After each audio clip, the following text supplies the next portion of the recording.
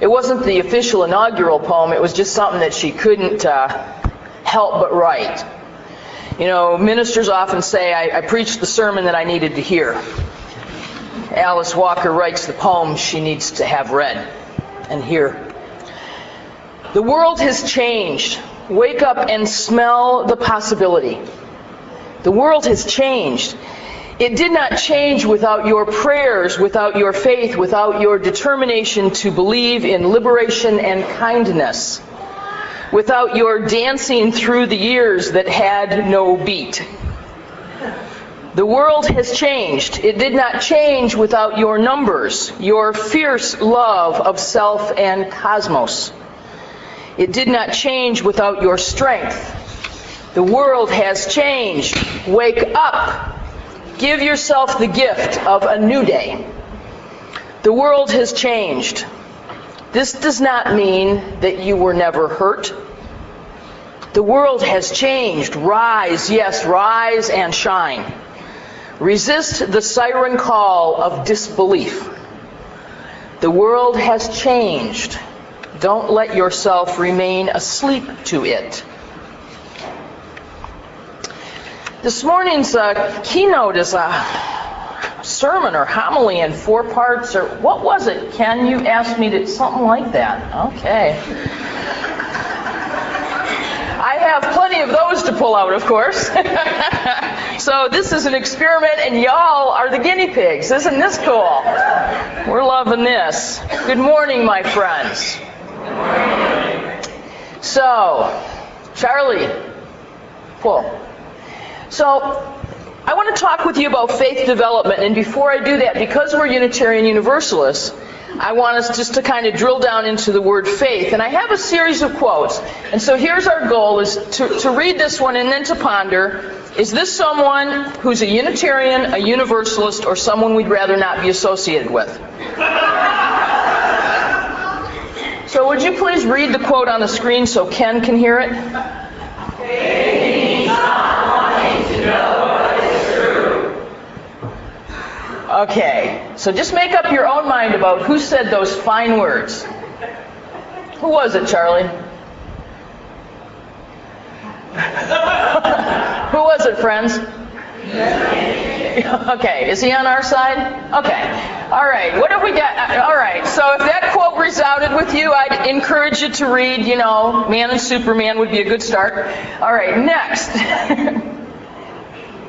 opposite of love is not hate, it's indifference. The opposite of art is not ugliness, it's indifference. The opposite of faith is not heresy, it's indifference. Huh.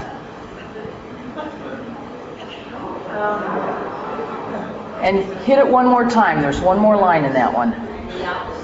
Honesty and faith is better than hard pursuit of happiness. We're going to go down there so we can... They want to see this. See, I knew I could get them out from behind me if I just coaxed them a little bit. So who's this? Are we shocked a little bit? Okay, let's keep going. What else do we have? When the solution is simple, God is answering. Wow, Norman Vincent Peale, right?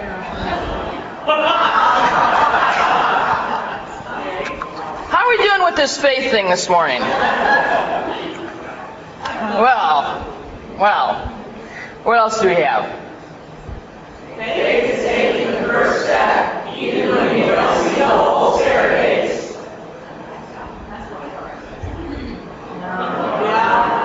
Somebody said that's one of ours. I hope so. Okay, better words about faith than I could say. I want to talk with you a little bit about faith development. Okay, and James Fowler, who Ken actually studied with, developed some stages of faith. For those of you in the world of psychology, you can think of Piaget. Psychosocial, you can think of Erickson. If you work on identity development, you can think of Janet Helms. All of these folks who did stages that people go through if you go all the way from being born to what's generally termed adulthood. What are the stages that you go through? So in faith development, there are 3 that are assigned to be the time of childhood. Now that doesn't mean that you and I won't in any particular moment be in one of these stages. All right? All right. And that people we're talking to won't be in them. And I'm not even going to attempt to try to abstract the fine workshop that Ken and Connie did for the clergy and religious educators on this just 2 days ago. But I want you to know that when we talk about faith development, it's like any kind of development. There really are stages. It's a stage development process. There's somebody who's just starting. Let's see what stage they're in. So, at this very first stage when you're first born, it's painful and you sometimes cry because what you're doing is you're testing the environment to know if you can trust it. Your whole world is about, is it safe here? Is it not safe here? And if we can provide a loving and caring environment for folks, they actually learn to trust. And if people are in an environment where it's not loving and caring, they will actually learn not to trust. And this will change everything from that point forward. Does this make sense? And children never have to leave when I'm talking, so feel free to stay. All right? All right, next stage then is, this is the terrible twos, basically, okay? If you look at it in terms of childhood age, this is the time when you're coming to grips with the fact that there's something else, that there are some things that go on in your head that you're not necessarily attentive to and you'd rather weren't going on there, as well as the notion that there is a level of abstraction beyond yourself, but you don't really realize it's a level of abstraction. And then for school-age children, this is, elementary and lower, junior high, we have this idea that the world should be fair. So mothers and fathers learn to say, whoever told you, right, okay? And that's the response right here. It's a formulated response to a child's normal spiritual development. Then there are stages that are associated with adolescence and adulthood. And so we have stages that folks go through where they try to conform. Now, you wouldn't assume that that's teenage years, but spiritually it really is. And that's some of the power behind youth programs, is in the midst of struggling not to conform, the way you know you're not conforming is you're doing it in the same way your friends are.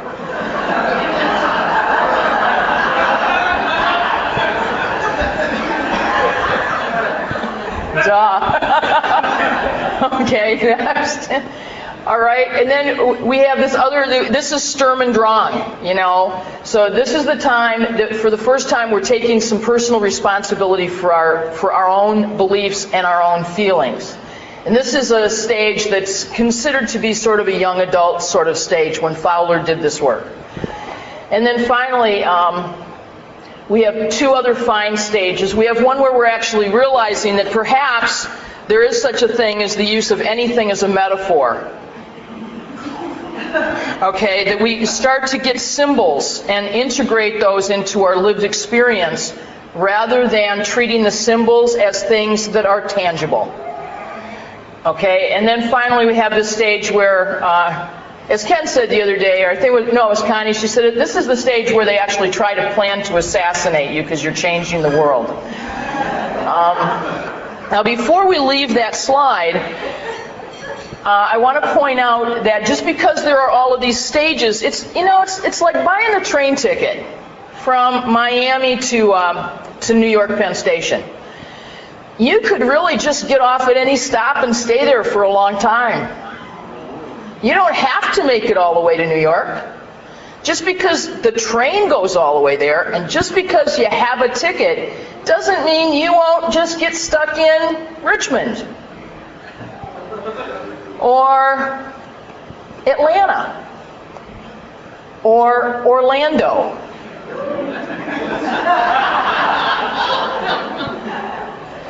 Or maybe never actually get on the train at all some days about some things. But there are stages, and we're supposed to go through them. There's an assumption that we will.